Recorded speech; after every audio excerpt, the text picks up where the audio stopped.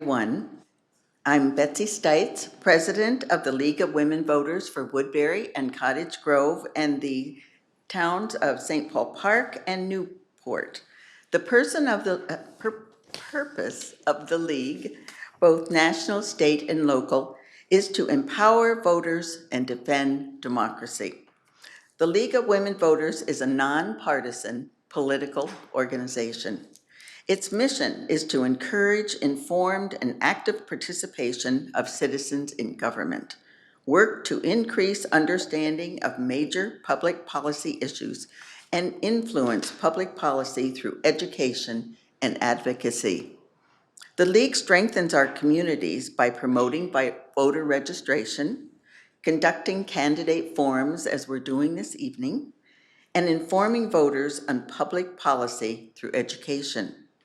Tonight it is candidates for District 53 Senate, House A and B. And now I'm going to turn it over to Liz Nordling, who is our moderator tonight, who's just an expert and has done this for many, many years. So we're really pleased to have Liz starting us off. Thanks. Thank you. Good evening and welcome to this League of Women Voters Forum for the candidates in the November election for the state legislature in District 53.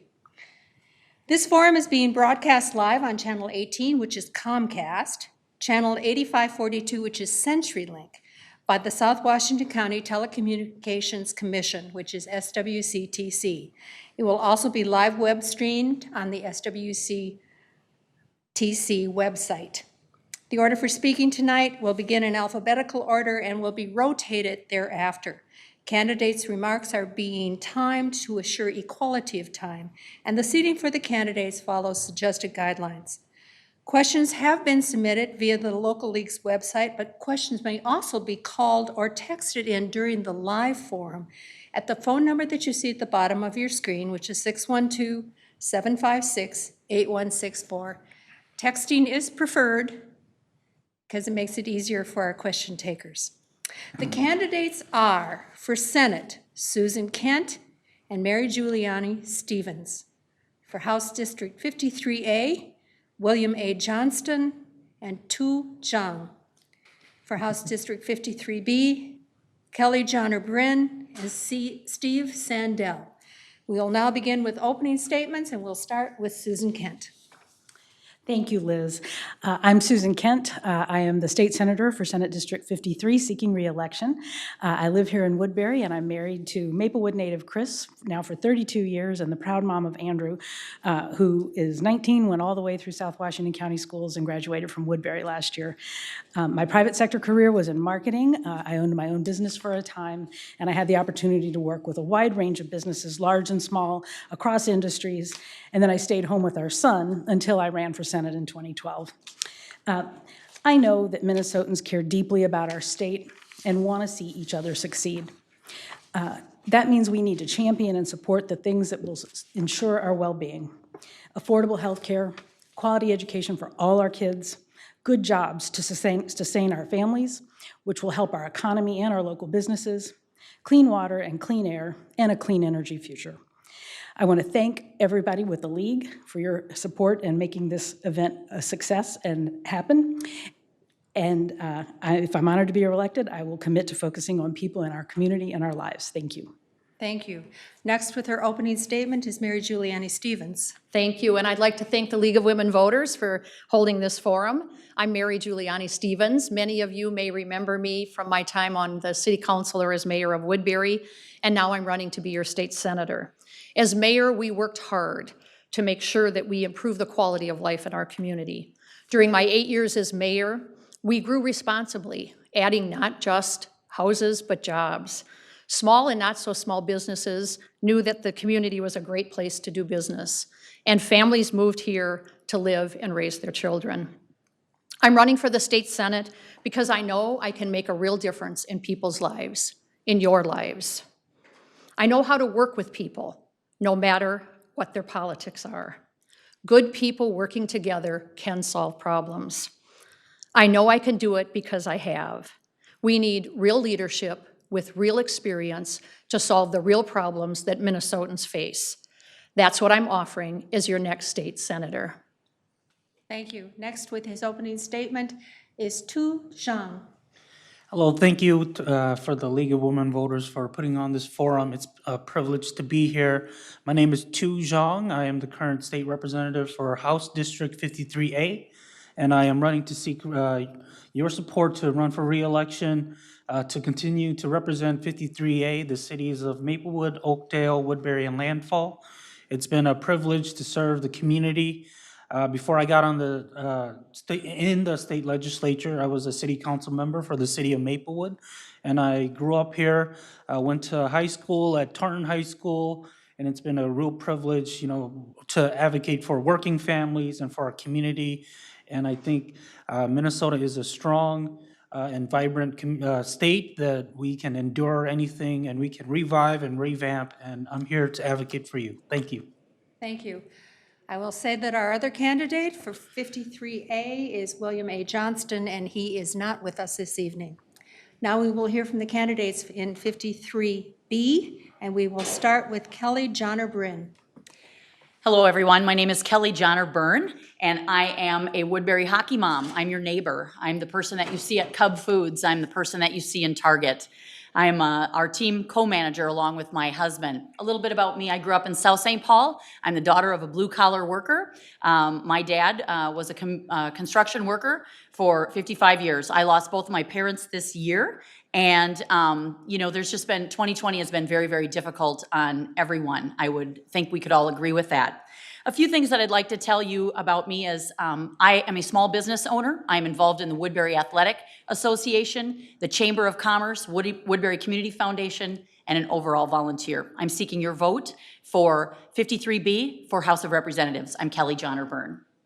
Thank you. Next with his opening statement is Steve Sandell. Thank you, Liz, and thanks for the opportunity to be here tonight. Thanks very much for the League for its 100 years and century of hard work for democracy and for the franchise. I want to talk about three things tonight. I want to talk about the legislature, I want to talk about health, and I want to talk about education. The legislature is a marvelous institution that can do terrific things for all of us that benefits this community as well as the state. On the other hand, the legislature also provides for division and deep differences. It takes calling on our better angels, I guess, to find cooperation and compromise with the legislature. But that's my commitment to you, and it has been my commitment. As far as education is concerned, I know that it takes more than a stimulating classroom for a great education. It takes secure housing, it takes a caring family, and it takes a society that depends and encourages all individuals. As far as health is concerned, we need to find accessible, affordable, and comprehensive health care for all individuals, from prenatal days to those days when we can no longer take care of ourselves. Those are the issues and the commitments which inspire my work at the legislature, and I believe, I'm an optimist, and that we can do all of this work together. Thank you. Thank you. We will now go to questions, and the question will go first to Steve Sandell. What is your perspective on the state government response to the COVID-19 pandemic, and what action do you see the legislature taking in response to the pandemic? I think the legislature's responsibility and the governor's approach were immediate, thoughtful, and responsible. The House, under its leadership of Melissa Hortman, worked directly with the Senate, and we immediately passed the COVID-19 bill, which provided money for agencies, it provided money for healthcare workers and first responders. It was a beginning. The federal government provided a support for us as well, and we received $1.86 billion from the government. That has also covered services to our first responders and to the agencies which need to help our individuals in the population. Since then, I think their relationships with the Senate has probably been a little bit rockier, and I think that we can do a little bit better than that. We've had 4 special sessions now, and I think that when we look forward to the special session again in either later this month or in October, we should be able to pass a supplemental budget bill which provides for greater advancement in the future. Thanks. Thank you. The question now goes to Tu Zhang. Oh, yeah. Can you repeat the question? What is your perspective on the state government response to the COVID-19, and what action do you see the legislature taking in response to the pandemic?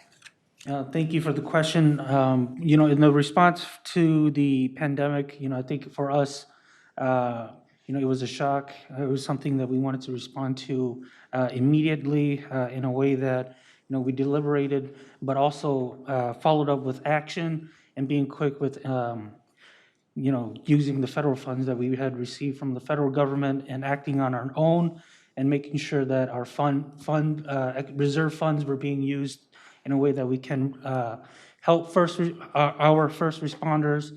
And we've had 4 special sessions now, and we're looking forward to the next one. And I believe that we can work across the aisle with the House and the Senate and get some work done for the people of Minnesota. Thank you. Thank you. The question now goes to Susan Kent. Thank you. This has been an absolutely historic and unprecedented year, no doubt. And to have been a part of that in the Minnesota legislature during a historic time is something that will stay with me for the rest of my life. I appreciate the response that certainly the legislature was able to do, as you've heard, working together in the initial few months. We really did come together, both bodies, on a bipartisan basis, working with the governor. We did amazing things with unemployment insurance to support workers who were losing their jobs, to support our healthcare providers who were struggling, small business support, which I was proud to champion, including micro business loans. Governor Walz was innovative because he knew we weren't getting the support we needed from the federal government. So he said, when it comes to testing, we're doing it here in Minnesota, and the legislature came together and funded that so that we could provide the level of testing and support that we needed. Unfortunately, it has changed, and it has been politicized. It has been politicized nationally. It has been politicized here in Minnesota, and that is unfortunate. We need to do better. Thank you. Thank you. The question now goes to Mayor Juliana Stevens. Yes, thank you. I agree. I think the state response initially was well done. I think hindsight always serves us well in 2020 vision. I think when I look back, I don't think that our state government brought people together well enough on the COVID issue. We've heard about the divisiveness here, but this health issue really has become politicized more than is necessary. And even the governor acknowledged recently in an interview that he said, well, perhaps if I'd worked closer with the legislature, it wouldn't be so politicized. But I don't think it's too late. I mean, leaders know that bringing people together that think exactly like you doesn't help to get things solved and get done, that what you really need to do is bring people with diverse opinions to the table to help solve the problems. So I think a good question going forward is, what should the legislators' role be? And we have legislatures on both sides of the aisles in their communities, learning things, boots on the grounds. They need to be at the table and be part of this discussion for policy decisions. Thank you. The question now goes to Kelly Johnner Byrne. Thank you. This has absolutely been an incredible 2020. I do believe that we did move swiftly, and for that there should be applause. But right now we're in the longest peacetime emergency in our state's history. And as both of you, or all of you, have mentioned, that we've had 4 special sessions. We have, as Minnesotans, we have elected 134 legislators, and I think that we need to use the legislative process so that all of our communities are represented. And I would absolutely be in favor of that. I don't think that one person should be making the decisions. You elected 134 people, and I think they should be absolutely part of that process. Thank you. Are there any additional comments? Yes, Susan. Thank you. I certainly appreciate and support the need for us all to work together. That goes without saying. But you have to have willing people willing to sit together and do that. And what we've seen is, frankly, one party. We saw it clearly in the House Republicans, who said they would not do a jobs bill over the governor's emergency powers. All states in the United States have emergency powers. The President of the United States has issued an emergency state of emergency. This is not unique to Minnesota, but we do need to work together, but it has to be sincere. Thank you. Anyone else? Yes, Mary. Yep, I'd just like to comment that, yes, other states are exercising emergency powers, and that's certainly something within the governor's purview, but even in light of emergency powers, I think he said it right when he said, maybe if I'd worked across the aisle, it wouldn't be so politicized. So it's time to bring the diverse views together, those elected officials, to help make decisions, even if emergency powers continue. Thank you. Thank you. Nick, yes, Steve? I'd like to approach the issue of working across the aisle. The Senate has responded by telling the governor that unless they get their way on issues of legislation, they're going to fire one commissioner at a time. They've done two. What's going to happen at the next one? Will they fire the Commissioner of Health? Will they fire the Commissioner of Education? The second issue I would like to mention is the jobs bill. Some people call it a bonding bill. I call it a jobs bill because it represents 25,000 jobs, $1.8 billion to put in the economy. And Kurt Dowd has said, you're going to get 0 votes from the 55 Republicans on this bill. 0. There are 55 legislators. They provide 0 Republican votes. Thank you. Kelly? Yes, absolutely. I think it's really important to work across the aisle. My background in the corporate world, I've had to work with so many cultures across the world. I worked in the travel business for 18 years, and I think taking a step forward in doing that is what we need to do, and maybe we need to do that with some new blood. Thank you. Tu, do you have a comment? No. We'll move on to the next question, and it goes first to you, Kelly, on a topic that you were just discussing. Parties in the state legislature seem to have become more rigid to support ideological party positions that may not reflect majority of their constituents. How or when would you deviate from alignment to the party line? Well, I think the fact of the matter is we are all more alike than we are not alike. And I think what we need to do is start listening. I haven't had the experience of working in politics, but I know what needs to happen in order to work in families, what needs to happen to work in businesses, and that is communication. So I think when you bring people together to the table and you get all of the ideas down, and then you take a look and be part of the solution rather than part of the problem, that's what I would like to do, is to work with other people. I grew up in South St. Paul. I'm the daughter of a construction worker. I grew up in a DFL family. I have a lot of good friends that are DFLers, and I would love to extend my hand first. Thank you. The question now goes to Steve Sandell. I'm sorry, would you repeat the question? Parties in the state legislature seem to have become more rigid to support ideological party positions that may not reflect the majority of their constituents. How or when would you deviate from alignment to the party line? I'm not sure that I agree with that, that the legislature does not represent their constituents. Each one of us has a chance to campaign through the summer each year. We talk to our constituents during the legislative session. I think there are a couple of ways of approaching issues. One is which emphasizes, I suppose, personal privilege and exclusion. I think that's the Republican point of view. I think the other point of view talks about social responsibility and individual liberties and weighs those and finds a way to make sure the fabric of our society stays together. We have broad discussions within our caucus, and I imagine the Republicans do as well. We come to the floor, and the discussion and debate is honest, and I think it's broad, and I believe it represents the approach that both of those parties takes toward problem solving. Thank you. The question now goes to Mary Juliana Stevens. Yes, I think it is too divisive. If elected, I think the first thing I would do would be to work to build relationships on both sides of the aisle, because I've learned in my many years of public service that in building relationships, you build trust, and you have to have the trust in order to work with people to get things done and to compromise. Where would I differ? I'm not elected yet, but I already differ. So somebody brought up the bonding bill. I think we need to pass a bonding bill, so I would support the bonding bill. And I think my party's had some issues on the gold line, and as mayor, we worked on that process for many years. Thank you. The question now goes to Susan Kent. This is a great question, and I appreciate the way Steve said it. When it comes to deviating from the party line when it doesn't represent the majority of your voters, I try really hard to represent the people in my community. I remember specifically when the minimum wage was being discussed, I felt like my community was not there and supportive yet.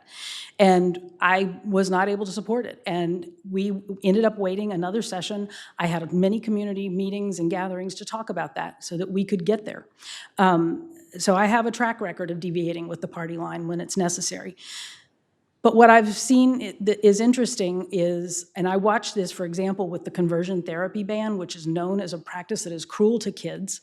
We had 2 Republican members who call themselves moderates who stood up on the Senate floor and said that they wanted to vote for this amendment, but they couldn't because basically their caucus wouldn't let them. That is not a profile in courage. That is not a taking care of kids. And we need people who are willing to stand up to the party leadership. Thank you. The question now goes to two. Sean? Yes, at the legislature, I've passed bills that we had to work with the Republicans in the Senate to get our bills passed because, we have a divided legislature. And one thing I learned was that, you talk to folks and try to find common ground. When we were trying to pass the Hmong Veterans Day bill for the state of Minnesota, I had a Republican senator, the chief author in the Senate. We both love America. We love what the values America stands for. And that's how we worked with each other. And I think another point that is important for both sides is, of course, we talk to our constituents, but one thing I tried to do with my colleagues in the House was to visit their districts too, and to go see how they view things at the legislature. And I brought them into my community. And so I think it's just trying to find common ground and thinking outside the box and how we can talk to each other. Thank you. Are there any additional comments? Yes, Kelly. I think it's very interesting when I've gone out to meet voters at the door safely. I've got my mask. We take our 6 to 10 feet back from the door. When I'm talking to voters, they're just really sick and tired of politics. And what they're really looking for is normal people to come down and represent them. I am that. We need normal people in the House and in the Senate. We need folks that are going to take care of our constituents. And I think we need to offer solutions rather than finger pointing. Thank you. Anyone else? Then we'll move on to the next question, and it goes to two first. The state faces a likely revenue deficit due to costs combating the COVID-19 pandemic and reduced income from businesses and individual taxes. What remedies do you propose to avoid a deficit? Yeah, I think what we've started to do was for the state of Minnesota, we've had reserve funds set up, and that's what those reserve funds were for situations like this. And I think we've been shifting funds to try to weather the storm. We don't know how long this pandemic will last, but I think we started off on the right footing in trying to move our reserve funds around. We have other funds that we are tapping into that we've been saving up all these years under the Dayton administration, under the Wallace administration. And so I think there's going to be some hard conversations that we will need to have. And I think those are what we will do first thing, this coming session. And it's something that I'm up for. Thank you. The question now goes to Susan Kent. This is more of the tough times that we're facing. I would say the first thing we need to do to help our economy, which will help reduce the deficit, is to pass a bonding bill. Put people to work, get them spending money in our communities, get those local projects built. Minnesota has a mandate that we balance our budget. We can't deficit spend, so we have relatively few economic stimulus tools available to us, and this is one of the big ones. We need to do it. The other thing we need to do is manage the virus. We need to take this seriously. We need to keep people healthy. We need to have people feel safe to go back into the businesses and have this virus under control so our businesses can stay open, our schools can be open, and our communities and our economy can bounce back. But this is going to be tough, and these are going to be tough choices. I've been through rebuilding out of a deficit in the past. When I was elected, it was because of the decisions that had been made, and I want to make sure that the decisions we make this time reflect the priorities of Minnesotans, putting people first, focusing on our kids, and focusing on our future. Thank you. The question now goes to Kelly Johnner Byrne. I think we can all agree that we are one of the highest taxed states in the nation, and I always want to know what I'm getting for my dollar. As I run my own business, I need to make sure that I am spending what's in the budget and not more than the budget. So I think we could prescribe going line by line through the budget and getting rid of things that are duplicate, things that are inefficiencies, where there's waste or where there's fraud. I think that would be really, really important. I think we need to open businesses. How do we create more taxes? How do we get more money into the system if businesses aren't open? I'm looking at businesses in Woodbury that are closed. and they could be reopened safely. Of course, we need to use common sense and open it safely. But I don't think raising taxes is going to help bring our jobs back. I don't think that that's going to help our efforts. Thank you. The question now goes to Steve Sandell. Thank you, Liz. Susan Kent talked about the responsibilities that the state has. Ms. Yanderburn also talked about the fact that an individual needs to match revenues with costs. I agree with that. I think that the state has done a responsible job of matching the revenues that we have with the costs that we have ahead of us. This federal government of ours is a responsibility or a relationship, I suppose, between the Washington, D.C. government and our local government, our state government. The contributions, the cooperation, the discussions among those levels of government, I think, are absolutely essential. And I think that our health, the health of the economy, the health of our public will be improved as we sacrifice a bit and live through this emergency. Thank you. The question now goes to Mary Juliana Stevens. Yes, when I was first elected as mayor in 2010, we were just coming out of the Great Recession. And so many of these same challenges we faced locally that we now face as a state and locally in our communities. Yes, we do need to balance our budget while we maintain levels of service and really those safety nets that Minnesotans expect from governments. We're all going to have to do our part. We're going to have to ask questions. We're going to have to seek to try to understand the programs and how they're affecting the people. And in doing that, then we need to set priorities. Thinking back to my time as mayor, we need to ask questions on, do we have reserves we dip into? How much do we borrow? What do we put on hold? These will all be decisions that will have to be made. We'll be asking what programs aren't working and what needs to be eliminated to reach those goals.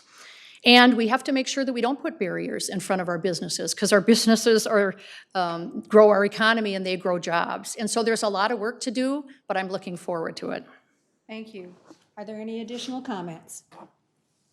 And we will move on to the next question, and it goes to Mary Juliana Stevens first. If you are elected to the legislature, as you know, the census is now being taken, will you commit to creating an independent redistricting committee for congressional and state legislative boundaries? Why or why not? Thank you for the question. I'll first confess that I don't know if in the past we've had independent commissions for the boundaries. My understanding is the legislature decides it, and in Minnesota, when it hasn't been decided by the legislature, they haven't come to agreement, it's ended up in the courts. So would look at that very seriously. And would want to understand what the authority of that commission is, what their role is, what powers they had, were they just making recommendations? Because clearly, all of us know that it's a census year and we are going to be doing redistricting, and we want to do it fairly. Thank you. The question now goes to Kelly Johnner Byrne. I think our process has worked in the past, and I think it can work again in the future. I think the courts are our very last resort. And I'm not really sure about, I would need to see some real facts, some hard facts about having a commission, because the commission would only be as independent as those people that were on the commission. And so I would like to know how that would play out. But I do believe at this point, our process in the legislature has worked and can work again for us. Thank you. The question goes to Steve Sandell. Thank you, Liz. I agree that we should follow a constitutional provision and have the legislature pursue this. In the last several redistrictings, the legislature has not been able to assume that responsibility, and it has gone to the court. But I think the reason that the responsibility is provided in the Constitution is that it asks the elected representatives to make those choices.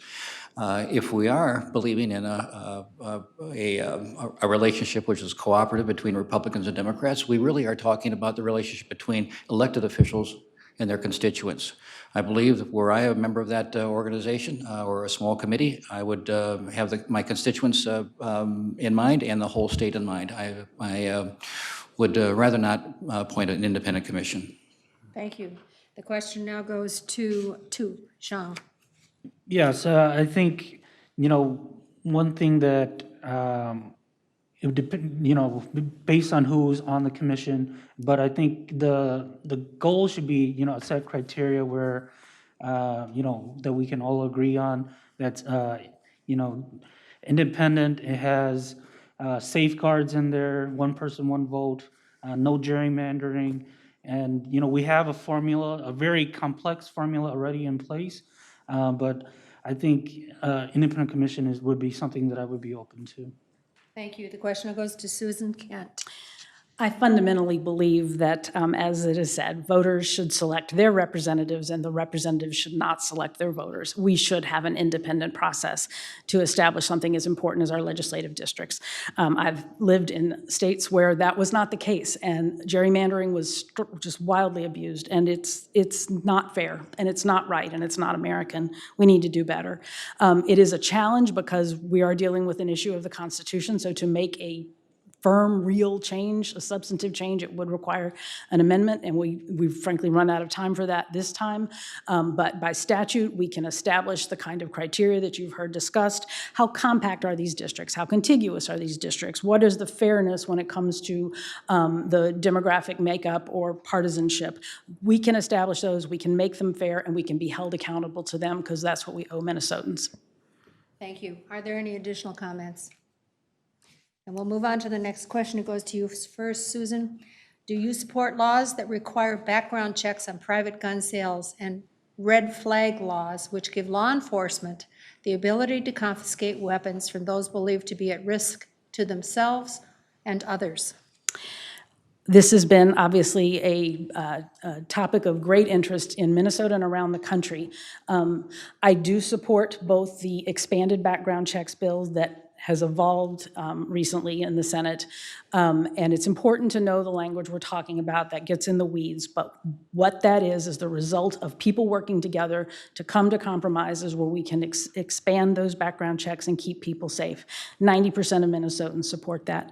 And when it comes to the so-called red flag law or the protective order, I'm sorry, I'm getting that wrong. The extreme risk protective order. That is so important. And we had a case here in the East Metro. A hunter, law-abiding citizen, was declining mentally in his age, and his family desperately felt like he was no longer safe for himself or others. And they tried, but law enforcement was not able to intervene because they didn't have the laws they needed to do so. And it had fatal consequences. We need to pass both those bills. Thank you. The question goes to Steve Sandell. Absolutely. I voted for House File 8, the red flag law. I voted for House File 9, the background checks, and I continue to believe that those are important issues when it comes to gun safety. I'm a gun owner. I'm a hunter. I still have my marksman and pro-marksman badges that I earned on a YMCA shooting range when I was 11 or 12 years old. I know that there are popular and growing groups in schools that are dealing with competitive gun competitions, I guess, and I support that as well. They talk about the respect for the weapon and safety as well.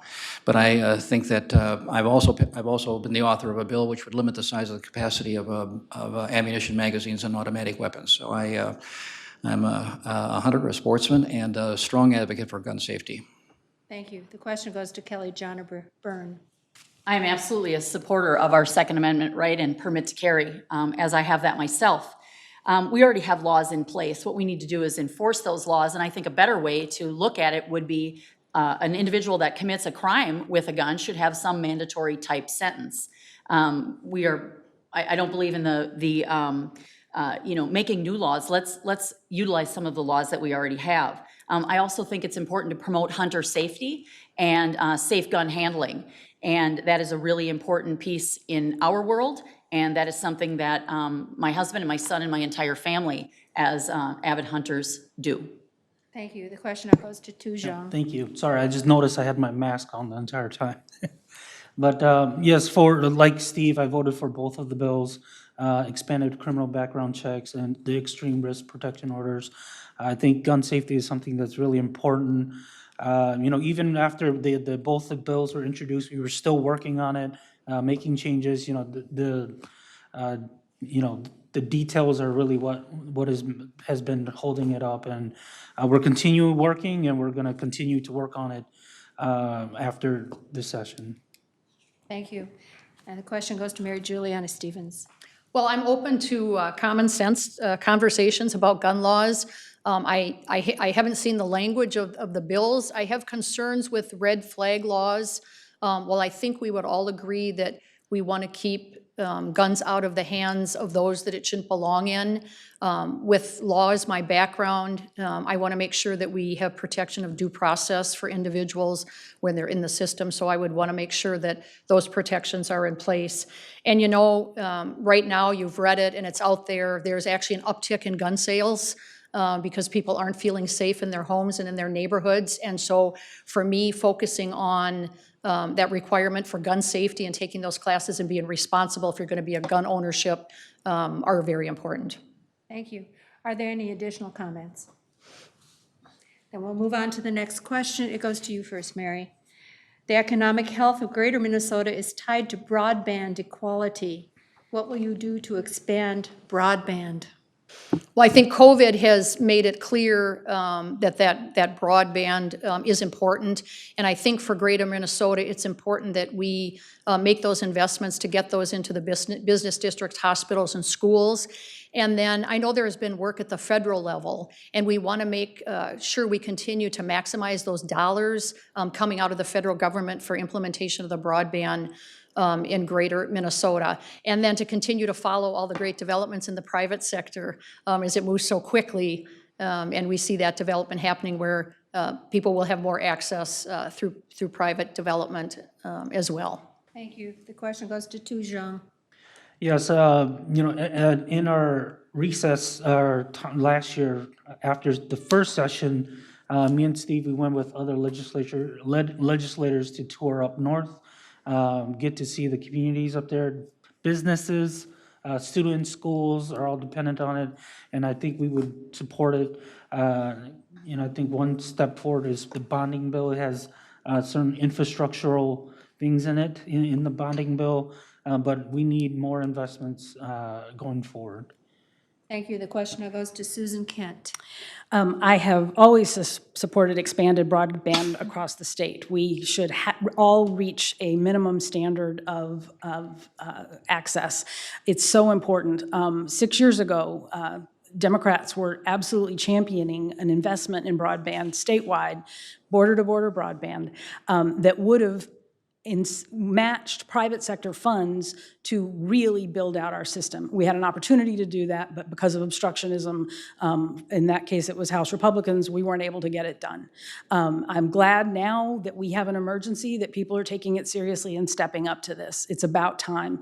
It helps our kids learn. We need broadband available to every single household. It's important for businesses, particularly small businesses and entrepreneurship. As a former small business owner, I don't know how I could have done my business out of my guest room if I hadn't had good internet. And telemedicine, as we've all seen, has gone leaps and bounds because of COVID, but we also know that that's going to continue, and it's important that everyone have access. Thank you. The question goes to Kelly Johnner Byrne. We're experiencing some of that expansion of broadband now. I have a lake place in Alexandria, and we're watching that actually happen right now. So I believe that it's important that our schools and our hospitals and our community have access to wide broadband, and I would be open to taking a look at any legislation that I could be a part of to help move that forward. Thank you. The question goes to Steve Sandell. Thank you, Liz.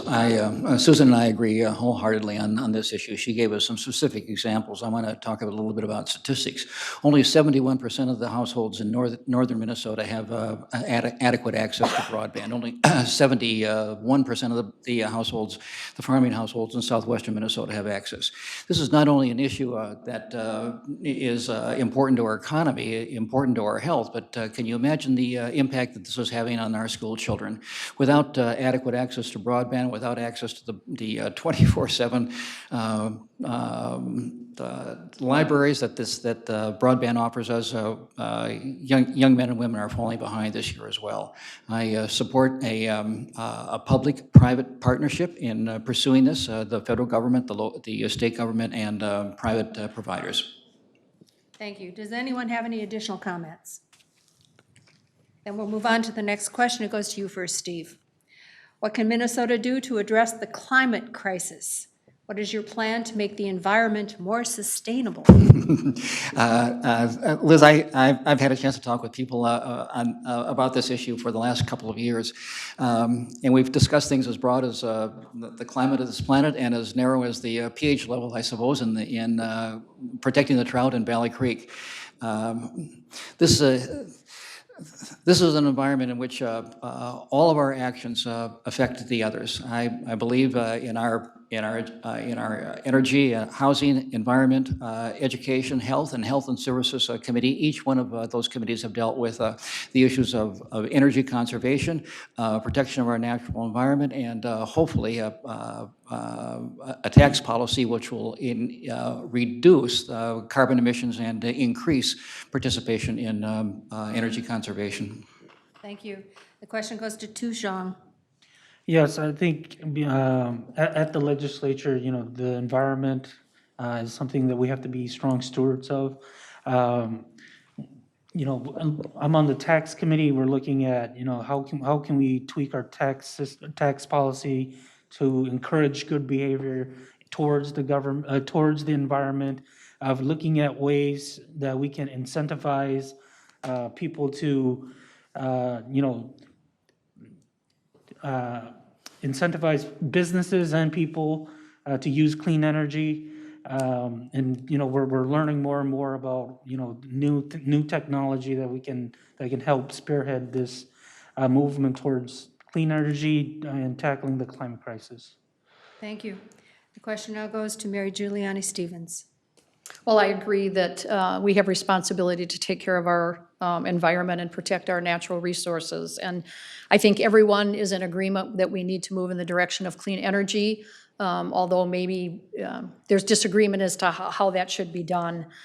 Personally, I think that Minnesota needs to adopt kind of a everything in the toolbox approach, where we have clean coal and nuclear and natural gas and solar and wind and biomass. And I think we have to be, looking to Minnesota and what Minnesota needs in that area as we move in that direction. Thank you. The question now goes to Susan Kent. Absolutely. I mean, our most basic needs are air and water, and if they're not clean, we're not safe. And it's something that we absolutely know here in the East Metro, as well as anybody, that we need to ensure that we are keeping safe drinking water and air, and laying the groundwork for the future, for it to be healthy. And as we sit here in 2020 and watch some of the things that are going on around this country and around this planet, climate change is a real threat to all of us, and we need to adopt policies. A lot of my work has been on the Transportation Committee, and we know that as we have, as a society, have done better with making energy cleaner, if you will, that transportation has now become the biggest source of carbon emissions, and we need to do better there. That is the best thing we can do. And clean energy and the innovation and the jobs that could mean, it is a win-win across the board, and we need to be leaders in that area here in Minnesota. It is a tremendous opportunity for us all. Thank you. Thank you. The question goes to Kelly Johnner Byrne. Absolutely. I believe that we need to provide those basic needs to all of our citizens. Here in the East Metro, we've had issues with groundwater, and which is being addressed. I think it's very important that we have safe water and that we protect and be good stewards of all of our natural resources. I think it's important to look at some of the technology and the jobs that could be brought, and I would like to take a look at all of the options that are out there that make sense, that would increase jobs as well as make sure that we're protecting our environment. Thank you. Are there any additional comments? To comment, I want to address the water issue, because obviously the most important thing for our residents is to get clean and safe drinking water. We did, when we learned we had the PFBAs in the water, work with the Department of Health and the MPCA and 3M to get a settlement and to get testing and remediation. Happy that that settlement went to build the temporary treatment facility. But somebody mentioned there's going to be a permanent solution with the current state settlement funds.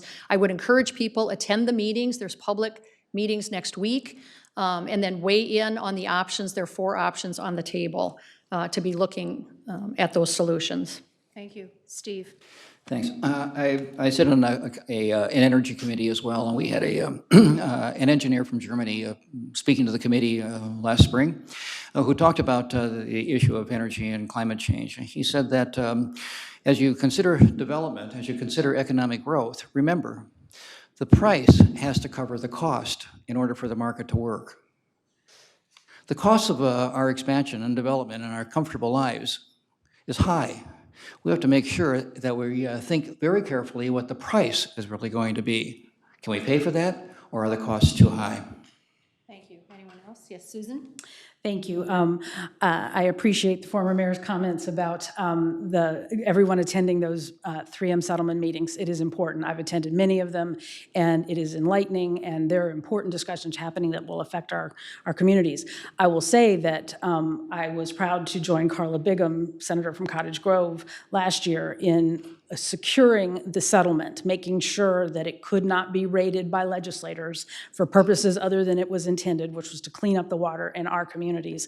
And as we look at a deficit right now, I'm really glad we did that. Thank you. Just so the record's clear, they're not settlement meetings, they're informational meetings for residents. Thank you. Anyone else comment? We'll move on to the next question. It goes to you first, Kelly. Do you think Minnesota should become a right-to-work state? Why or why not? I do not believe Minnesota should become a right-to-work state. I would like to see what some of the legislation is on that, and I would be open to, taking a look at everything that's on the table, but I don't believe that we should become a right-to-work state. Thank you. Mary Giuliani Stevens. I kind of sit on both aisles of this because I think people should have a right to join the union and not be forced to join a union. But at the same time, if somebody's choosing to join a union, if they choose not to, they don't get all the benefits of the union. You can't have it both ways. And so there's some great discussion to be had in that area as we move forward there. Thank you. Steve Sandell. I think right to work laws are bad for both business and for workers. The right to unionize has been an important right through the last century and a half in the United States, and I think it should remain so. I think that workers who organize and form their unions and find good benefits and an attractive situation as far as wages and safety is concerned, we should be able to do that. I don't think that right to work is a way to do anything but undermine that privilege. Thank you. Question goes to Tu Zhang. Yeah, I would have to agree. I believe in the right for folks to join unions. I think unions are important for working families, and that's where I stand, and it's pretty well known. Thank you. The question goes to Susan Kent. I've lived in so-called right-to-work states, and I have seen firsthand what that has done to the overall economy. Allowing workers to organize and defend their rights to wages and benefits strengthens not only those who receive those direct benefits, but it trickles out to the rest of the communities, and it raises the overall standards. It minimizes the inequalities that we have seen exacerbated in recent decades. It is something that I think is an important way to make sure that we lift everybody up and improve the quality of living and the quality of life in our states, which is good for the economy overall. Thank you. Does anyone have any additional comments? If not, we'll move on to the next question, and it goes to Tu first. If elected, what will you do to ensure that our public schools are adequately funded? Yeah, the 2019 session, we voted to increase funding I think it was the 3% and 2%, or total of 5%. I think our schools are very important. There's a need for funding for special needs students. We have investments that have been falling back. We're trying to catch up from back in the 2007 recession that many schools were still recovering from when I got in. And, we have to get back and fully fund our schools. Thank you.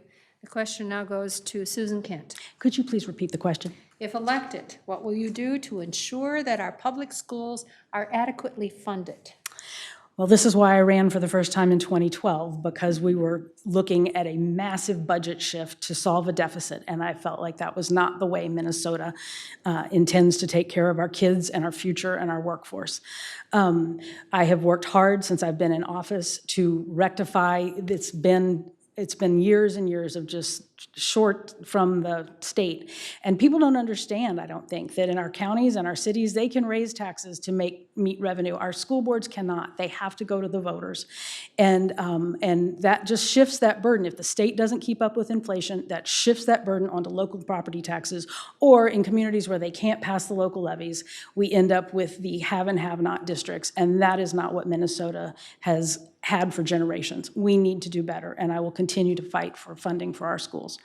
Thank you. This question goes to Steve Sandell. Oh, this is my favorite question, Liz. If I were elected again, I'd vote for House File 2079. I'm the lead author on that.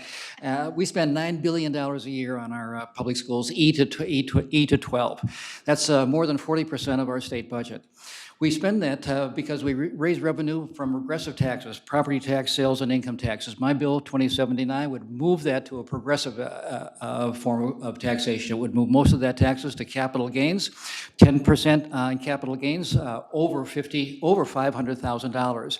A tax on estate or inheritance tax of 10% over $3 million, and a small bit of commercial industrial. It would spread the revenue statewide. It would equalize the revenue. It would eliminate operating referendums, and it would have a 20% reduction in homestead property tax. Win-win. Vote for 2079. Thank you. Next is Mary Giuliani Stevens. Thanks. I think it's, everybody's passionate about education for sure, and I think there's been bipartisan consensus that we need to fund our schools and provide adequate funding for schools is a top priority for me, I think, as well as for others here. COVID has, I think, as difficult as it's been, we have learned a lot in the different teaching environments that teachers and students have had to experience in this environment. And I think it's provided a good opportunity for us to have some conversations about funding levels, about reforms, about curriculums. I've talked to, this district has 3 school districts within it. I have relationships with, well, one is a temporary one with the superintendents. Really have had some conversations about how we can get creative and more flexible in this environment as we look to address school funding in the next legislative session. Thank you. Question goes to Kelly Johnner Byrne. Well, I believe that we need to fund our education, no doubt about it. I'm the mother of a 13-year-old that's a good student, and that's a really hot topic for me because the distance learning has not been a great option for everyone. In the interim, in the beginning, yes, we needed to do something. I think we can all agree that we needed to come up with some sort of a solution to get kids still learning.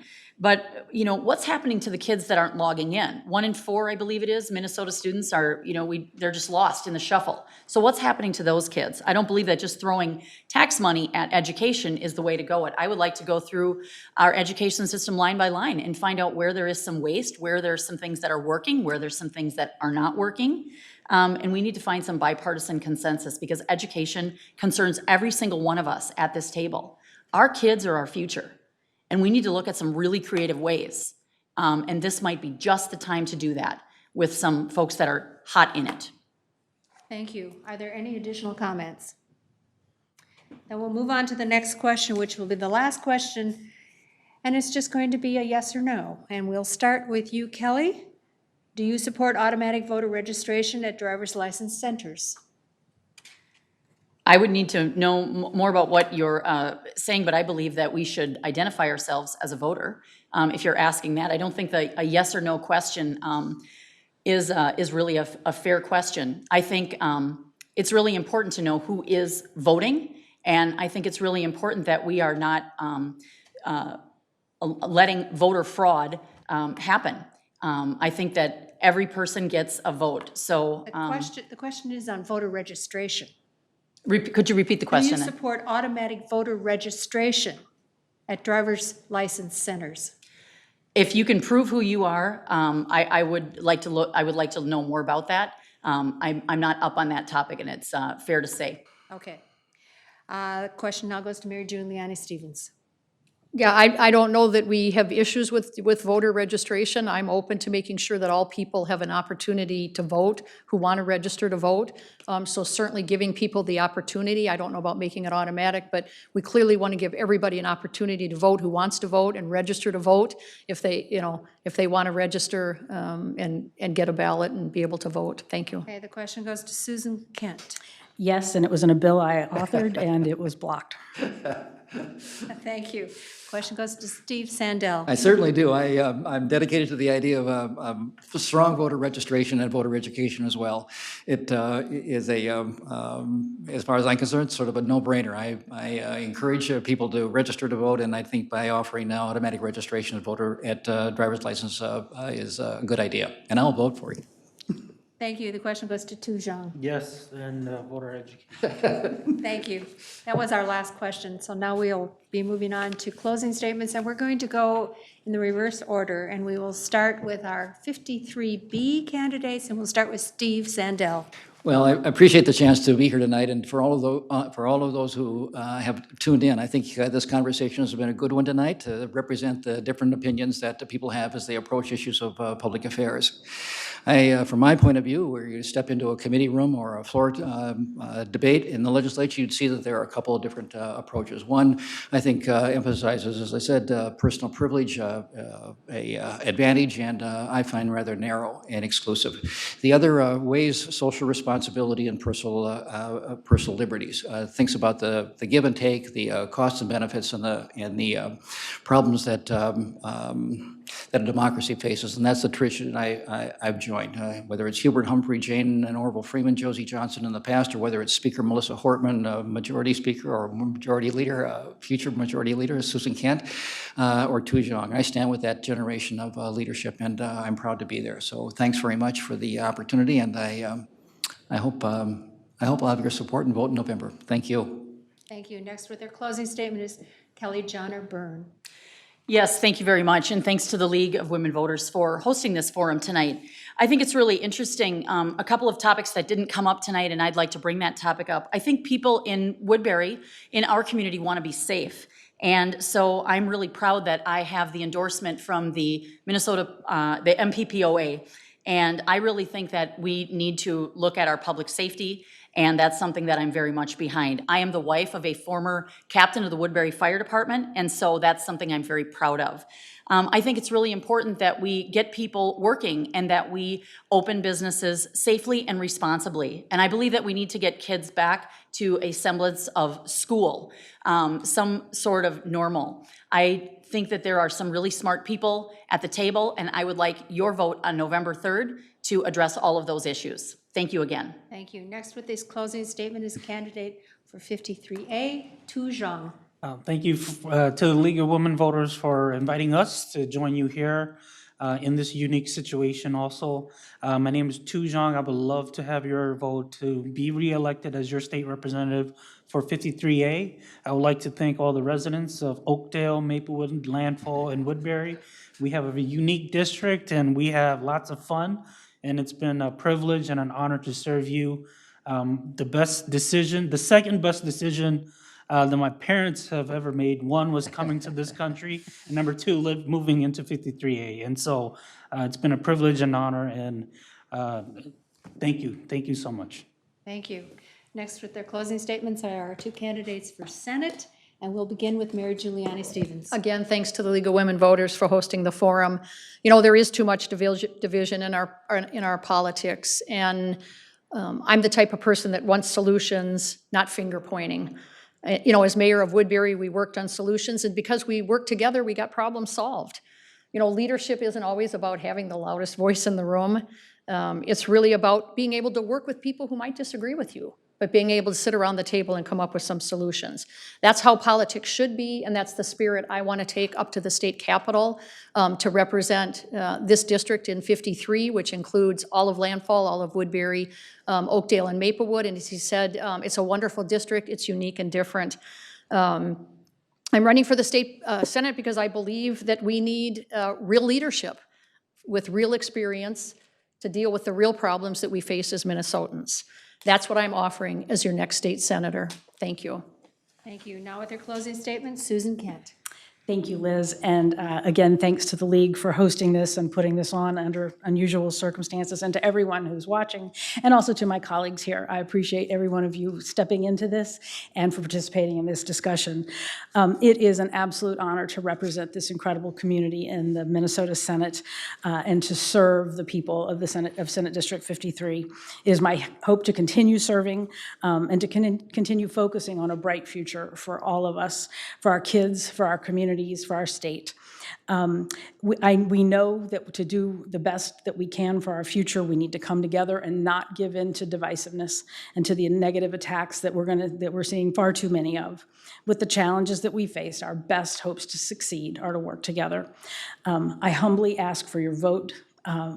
If you want to know more, go to susankentmn.com, and I encourage everyone to vote early and vote safe, and visit mnvotes.org for more information on how you do that. Thank you. Thank you. The League thanks the candidates for their participation, the SWCTC for broadcasting this event, the City of Woodbury for the use of their facilities, our League volunteers, and you, the audience, for your attendance and interest. Let your voice be heard. Vote. Thank you and good night. Thank you.